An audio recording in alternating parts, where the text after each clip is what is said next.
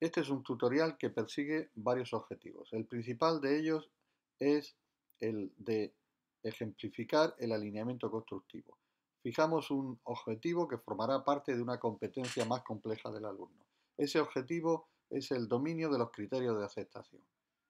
Luego, el alumno llevará a cabo actividades con hojas de cálculo en un tutorial complementario y finalmente será evaluado en congruencia con estas dos primeras fases. Secundariamente, este tutorial pues persigue la habilidad, de la destreza del alumno en el manejo de funciones complejas de Excel, de la hoja de cálculo Excel. Empezamos por los datos. Los datos se ofrecen al interés de cualquier persona que estudia un fenómeno y se ofrecen como resultado de medidas. Lo primero que hacemos, por tanto, al afrontar el control de calidad de un fenómeno es tomar medidas. En la pantalla figuran 36 datos simulados, verosímiles, procedentes de una realidad verosímil. Luego explicaremos a qué nos referimos con simulación y verosimilitud. Con los 36 datos así ofrecidos en forma de tabla, la información que obtenemos es relativamente baja. Normalmente un técnico acude a sacar una media y con eso cree que puede estar satisfecho. Sin embargo, hay una herramienta elemental primera para ver la orientación que toman un grupo de datos y es el histograma. Vamos a ver primero el histograma de frecuencias absolutas. El alumno ya conoce por otro tutorial cómo llevar a cabo histogramas de forma automática, aunque en el ejemplo que haremos en el tutorial complementario de hoja Excel verá que él puede hacerlo por sí mismo y una vez comprendido puede utilizar la herramienta que le ofrece la hoja de cálculo. El histograma de frecuencias absolutas consiste en la división de la variable que se esté midiendo. En ese caso, en el caso del grupo de 36 datos, puede ser resistencias de hormigón, dividirla en intervalos cuyo número, una regla útil para fijarlo, es la raíz cuadrada del número total de elementos que tenemos. Como en este caso tenemos 36 datos, pues 6 sería el número n resultado de la raíz cuadrada y le sumaríamos una unidad. Por eso resultan 7 intervalos. En estos intervalos lo que hacemos es contar cuántos valores se incluyen en él y el resultado es el diagrama que tenemos a la vista. En este intervalo han entrado 12 valores, en este otro intervalo han entrado 3 valores, etc. Lo cual, al ser los intervalos iguales, organiza los datos de tal manera que obtenemos una primera impresión de qué zonas del rango son más densas en datos que otras.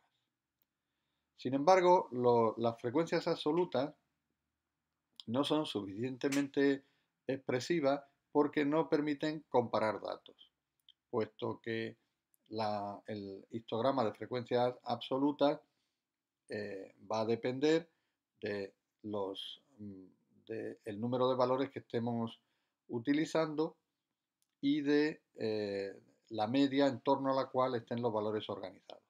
Sin embargo, el histograma de frecuencias relativas permite hacer comparaciones porque ya en los intervalos la información que obtenemos no es si hay 12 valores, lo que es irrelevante tratándose incluso de la misma población de valores, puesto que si tomamos una muestra mayor, en este intervalo podría haber 32 valores sin que cambiara la estructura de los datos. Mucho más significativo es saber que en ese intervalo está el 33% de los datos. 12 de 36 es el 33% de los datos. Por eso la fórmula genérica para fijar la frecuencia relativa de un intervalo es la frecuencia absoluta en ese intervalo dividido por el número de datos. 12 partido por 36, un tercio, 0,33. Y así para cualquiera de los intervalos. Al conocer la proporción de datos que hay en cada intervalo, sí que tenemos una información relevante. Es conocido que los valores relativos permiten comparaciones, mientras que los valores absolutos solo tienen valor en sí mismos. Pero aún con el histograma de frecuencias relativas no resolvemos nuestro problema. De ahí que se pensase en el histograma de densidades. Veamos el histograma de densidades.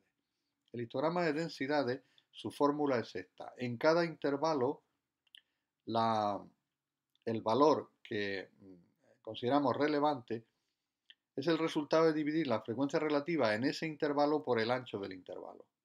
Es decir, lo que determinamos es la densidad en el intervalo, la densidad de información, la densidad de datos en el intervalo. Podemos buscar símiles con otras densidades en el ámbito físico. Pero además, el histograma de densidades tiene una virtud que se observa mirando la fórmula con atención. Si la densidad es la frecuencia relativa partido por el ancho del intervalo, parece evidente que el área de cada una de las barras que representan el histograma en un intervalo es el producto de la densidad por el ancho del intervalo. Es decir, ancho de intervalo por densidad, que es la altura de la barra. ¿Y cuánto vale entonces el área de cada una de esas barras? Pues mirando la fórmula está la respuesta. El ancho del intervalo por la densidad es igual a la frecuencia relativa. Es decir, virtud del histograma de densidades de frecuencia, que el área de las barras es la frecuencia relativa. Lo cual ya nos permite responder algunas preguntas del tipo: ¿en qué proporción se presentan valores por debajo de, pongamos por caso, 22,6?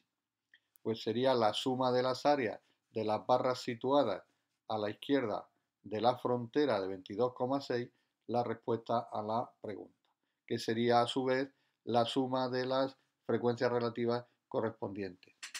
0,0103, 0,0310, es decir, 0,0413 sería, es decir, el 4,13 sería la respuesta a la pregunta. Bien, esta es una herramienta útil cuando tenemos pocos datos.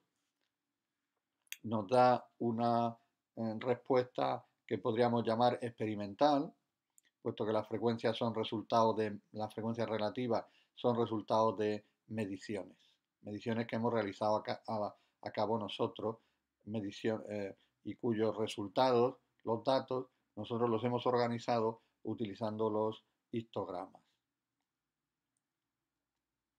Sin embargo, si llevamos a cabo un histograma de densidades ya no con 36 datos, sino con 36.000, no cambian los conceptos, aunque sí que se deducen algunas interesantes conclusiones. Ahí tenemos el histograma con sus 36.000 valores, en el que cada uno de estos hilos verticales, tiene un área, y ese área es la frecuencia relativa en ese estrechísimo intervalo resultado de dividir el rango en el que estamos trabajando, todo ahora por la raíz cuadrada de 36.000 y sumarle 1, tal y como habíamos establecido en la regla para 36 valores. ¿Qué nos sugiere el histograma de densidades de 36.000? pues nos sugiere una línea continua alrededor, del perfil de esos istos, es decir, de esos palos, de esos mástiles, que es lo que istos significa en griego. Nos sugiere una línea continua. Y una línea continua con una función definida nos ofrece unas ventajas que el manejo del histograma no puede por razones obvias. En todo caso, si nosotros nos hiciéramos preguntas del tipo ¿qué proporción de valores hay a la izquierda de esta frontera?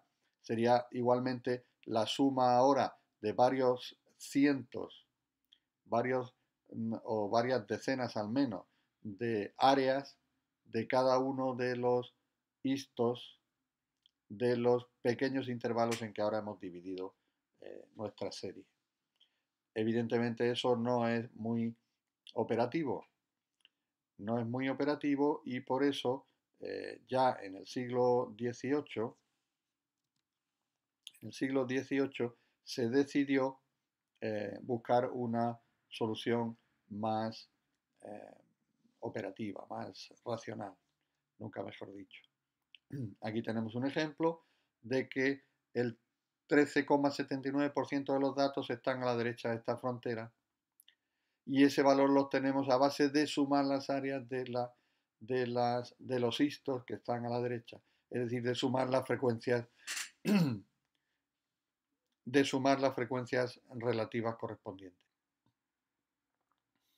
La respuesta al problema de la falta de operatividad del histograma de densidades cuando el número de valores es alto es la curva normal.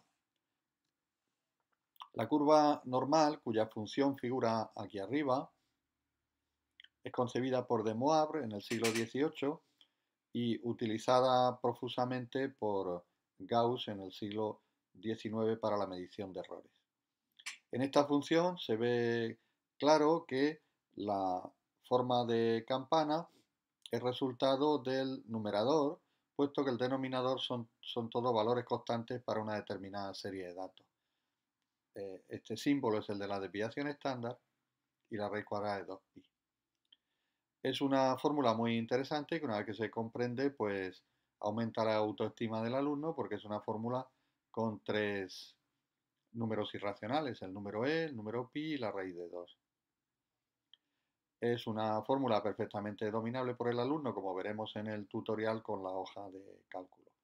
He aquí la expresión en la hoja Excel de esta misma fórmula para obtener valores de densidad. ¿Qué son valores de densidad? Pues tiene el mismo significado que en el histograma de densidades. Es la ordenada para cada cisa. Cada cisa tiene una ordenada en esta función. Es decir, cada valor de x, que es la cisa, proporciona un valor de fx, que es justamente la ordenada. Y la ordenada se corresponde con la densidad. ¿Cómo obtenemos entonces las proporciones? Bueno, primero hay que decir que como la curva normal es una generalización del histograma de densidades, debemos aquí dar un salto mental.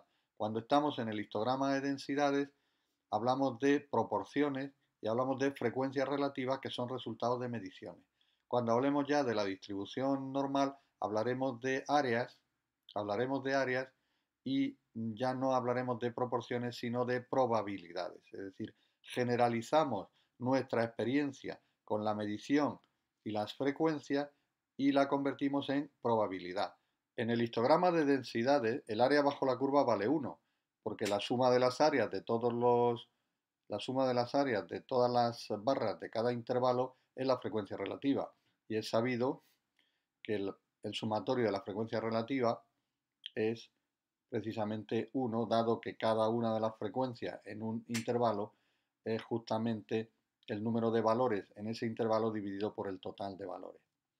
Pues bien, eso explica las distintas formas que las curvas normales toman, porque cuando varía el ancho, debido al valor que tome sigma, es inevitable que baje la altura de la curva para conservar el área.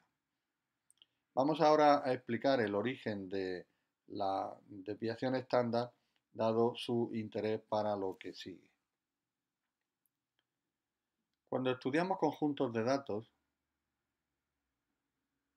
supongamos un aula de alumnos que tiene una altura media de unos 70 y oscila entre unos 60 y unos 80, y otro aula, otro grupo, que teniendo la misma media de unos 70, las alturas oscilen entre unos 50 y unos 90, pues es evidente que tenemos dos grupos diferentes que tienen la misma media. Si los comparamos por la media, no estaremos dando cuenta de la realidad que los diferencia. ¿Cómo podemos medir esto? Pues hay varias formas, unas más útiles que otras. Una que se nos ocurre es que podemos coger la media de las diferencias individuales respecto del valor medio, vamos a llamarle a esto diferencia 1, habría otra diferencia 2 y así hasta completar con todos los datos de la muestra. Entonces, la media de las diferencias sería igual al sumatorio de las diferencias individuales, si a cada valor le llamamos x sub i, a un valor cualquiera, restado de la media y dividido por el número de valores que tenga la muestra. Este sería un modo de representarlo. Aquí abajo tendríamos lo mismo. La diferencia, si esta es la muestra A o el grupo A y este es el grupo B. La media será igualmente el sumatorio ahora de los valores individuales, que vamos a llamar I menos I medio, partido por el total de valores. Parece razonable. La media, el sumatorio de las diferencias en este grupo debe ser sustancialmente mayor que en este grupo porque el rango es también mayor. Hay valores más alejados de la media que van a dar diferencias mayores. ¿Cuál es el problema que presenta este planteamiento? Pues que esto da 0 y esto da 0. Y es evidente que con dos ceros no podemos hacer comparación ninguna. ¿Por qué da 0?